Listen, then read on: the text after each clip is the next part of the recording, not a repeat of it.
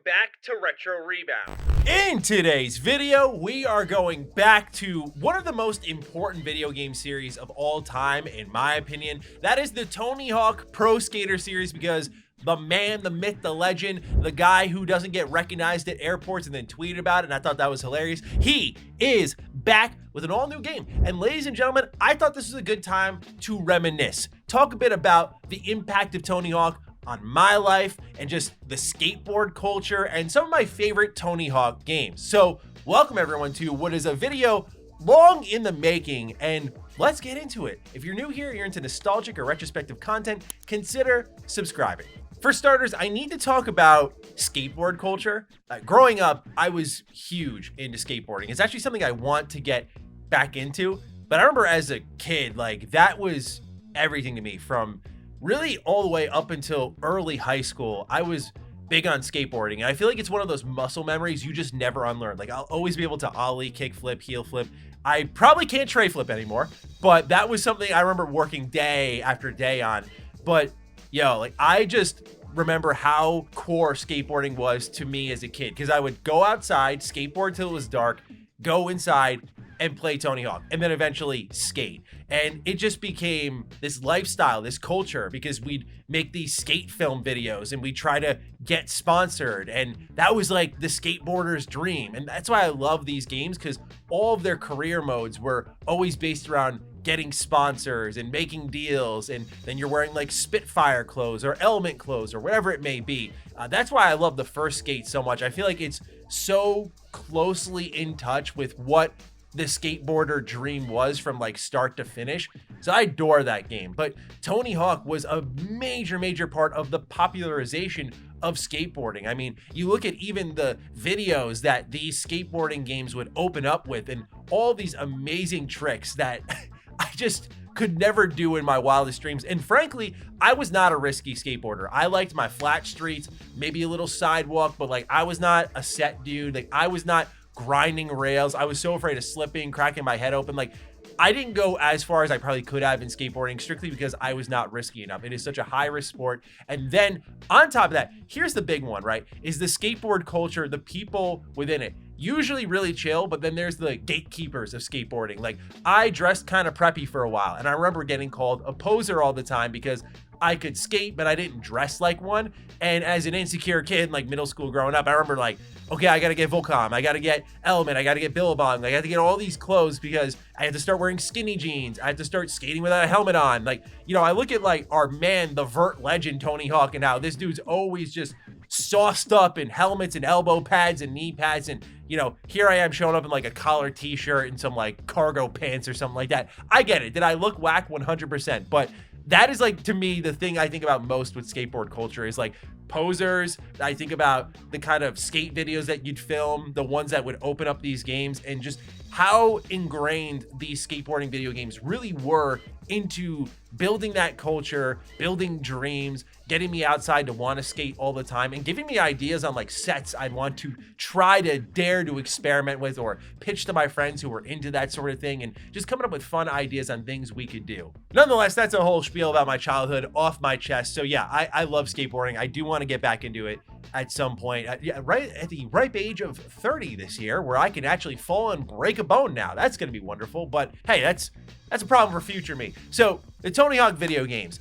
I got three that really come to mind. One I'm going to talk about here for the first time ever, because I've actually never played the 1+2 remake. I don't have a good excuse for this. I remember I was waiting for Game Pass. Then when I heard that they're not going to do 3+4, it kind of threw me off a little bit, and I just kept delaying it. So because we're talking about it already, I mean, let's get into Tony Hawk Pro Skater 1+2. Now, we're going to be showing the remake, which this is my first time playing it, and I have to say I'm getting still used to there's a little bit of weight behind your movement in this game compared to like the OG Tony Hawk games, where it was a little more floaty and arcadey. It's still very arcadey here, but it's a little bit of an adjustment, because I went from Tony Hawk Pro Skater 4 to American Wasteland to 1+2, and there is a bit of a difference there. So there was an adjustment for me for sure.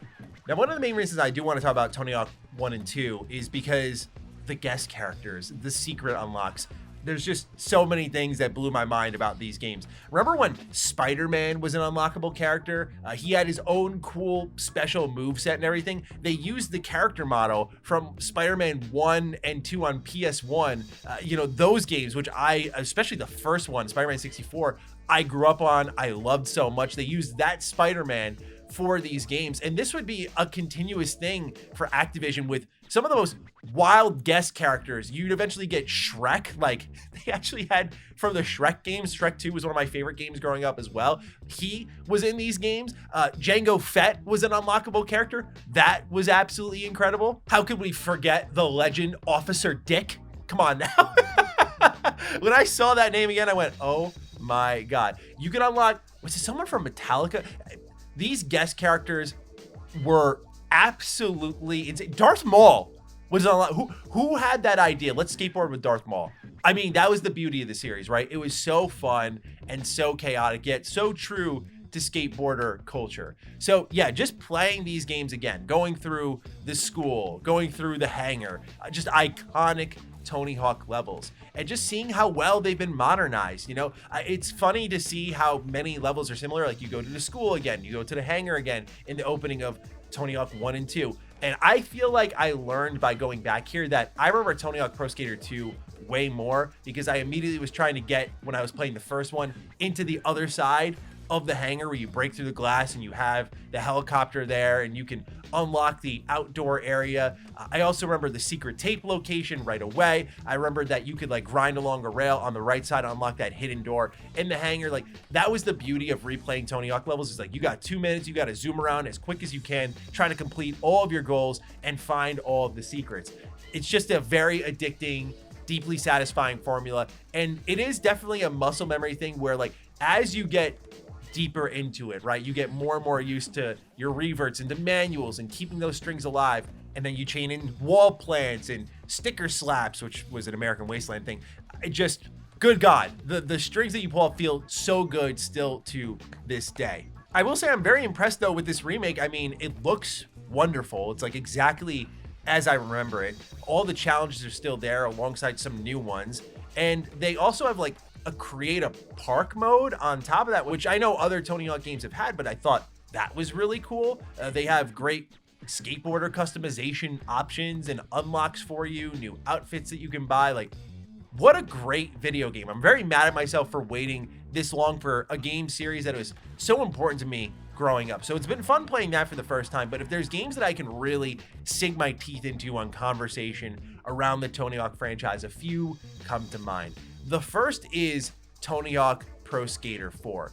This is one of my favorites. If I were to go down a list of Tony Hawk games I missed, y'all are going to be disappointed in one of them for sure. It is Tony Hawk Pro Skater 3. I don't remember playing that at all. If I did, it is a vague memory right now.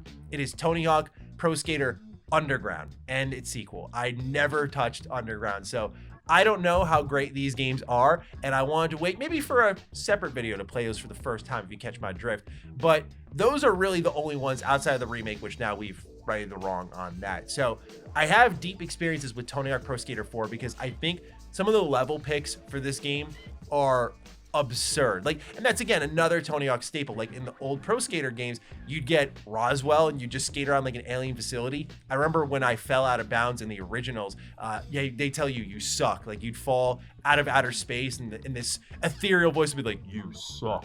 And I remember imitating it one time, and I was very young, and my mom got upset with me for saying such a bad word.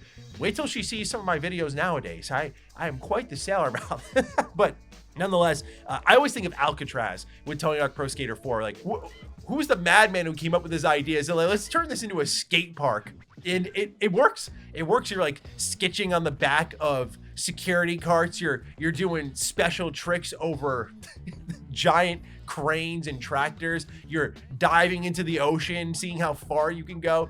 The mini game centric nature of Tony Hawk is still so beautiful, so creative. It's not just about getting strings and putting them together. What I loved about Tony Hawk Pro Skater 4 is it started to go, at least from my experience, going from 1 to 2, I don't remember anything about 3, and then going into 4, it felt like it just ditched the whole idea of like, hey, you know, you got to hit all these goals, like get your 6 score and your pro score and whatnot.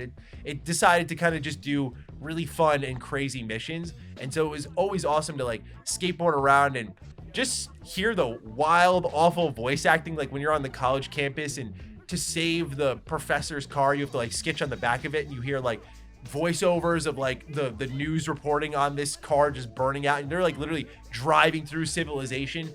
This game just did not give a damn at all. Also, when I get caught up talking about Tony Hawk, I never forget about like the most fun part of it is like the multiplayer. Like I don't remember much about the modes that they would have, but I remember Tony Hawk like just doing skate against friends, or just seeing who can keep the best trick line going, and obviously who could get the most points. I remember at PAX East in 2014 was my first PAX. They have these kind of perimeter rooms that have retro games in them, and one of them we decided to sit down and play Tony Hawk together, and it just, all the muscle memory just came back to me. I smoked my friends. I was like, yeah, it's like one of the few series that once I get things going, I'm pretty good at. I won't lie, I was not nice at the Tony Hawk Pro Skater 1 and 2 remake because I was like just trying to hit all the goals and stuff, but I was like not a natural at that. But Tony Hawk Pro Skater 4, it started to really come back to me, and then we'll talk about the GOAT, American Wasteland now. That's where it really started to click for me.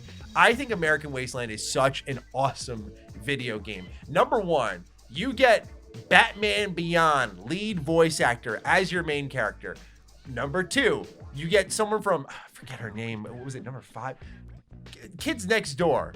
You get a voice actor as Mindy.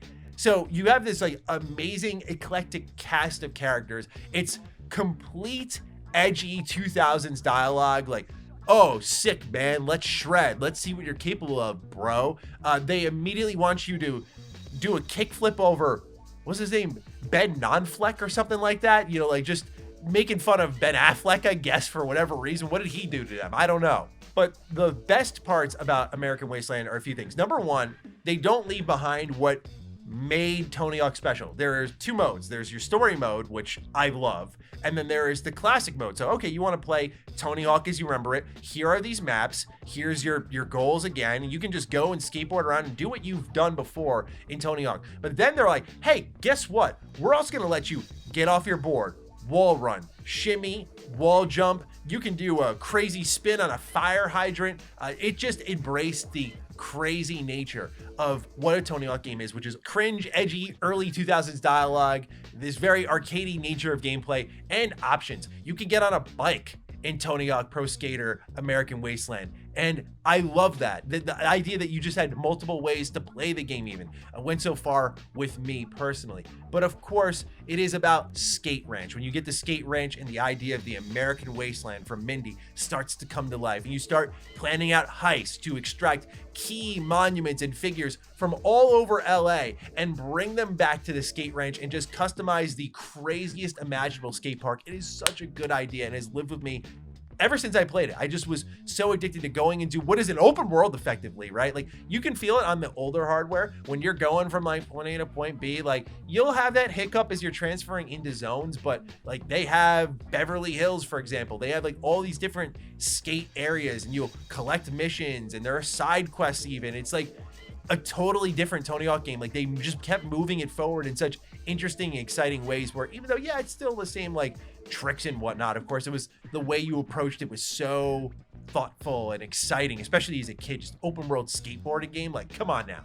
Of course, it goes without mentioning the soundtracks for these games. Like raise your hand if Tony Hawk was like key in discovering some of your favorite music growing up, where you get music, put it on your MP3 player. Like right here, guilty as charged, especially American Wasteland. Like, by God, dude, there were just like Green Day was a big part of this game's soundtrack, and like Green Day was all the rave when I was a kid. So to me, like that was a big point of exposure. I found like pretty much all of my favorite music and bands growing up through video games, whether it be like the annual sports games, which always had cool soundtracks. Of course, the Tony Hawk games. As I grew up a little bit more, Guitar Hero, Rock Band, like this is where I just kept discovering new music, and Tony Hawk was like a big part of that for me. I think the reason American Wasteland sticks out in my head as like the best one is because I remember going to Project 8 afterwards, and that's one I'm waiting to re-experience because I will always remember that was like the nastiest Blockbuster rental I did. Like I remember renting that game and walking away going like, what? that was terrible. I beat that in like a day. And when Tony Hawk American Wasteland was like, here's an open world, you can build out the skate ranch, you can ride a bike, you have classic mode and career mode. Like, you have all of these crazy, awesome options. And then you go back to very basic stuff in Project 8. I was so sorely disappointed with that game. Like, all I remember is the disappointment. I don't even remember much about the game because it was like one night. I played it for one night. I was like, it's over already? And that kind of killed a lot of my interest moving forward into Tony Hawk. I didn't want to go back and play Underground when I missed it. I started playing Skate at that point, and then Tony Hawk Pro Skater 5 happened, I guess, which I also haven't played because I saw those reviews and I was like, I'm good. No worries about me, fam. I'm good. But honestly, it's awesome just to see the Tony Hawk games back relevant once more. Excites the hell out of me. And speaking of excitement, no doubt, like, Jake Baldino is somewhere jumping off a roof in pure excitement right now over Tony Hawk being back. But yeah, absolutely adore these games. And it's just so cool to see how relevant they've remained over the years. And I just can't wait to dive back in. So, ladies and gentlemen, look forward to a future deep dive on each entry in the Tony Hawk series. But for now, I leave you with this. Let me know your thoughts on the Tony Hawk franchise down below. And with that, take excellent care of yourselves. And with that, I'll catch you in the next Retro Rebound. Peace out.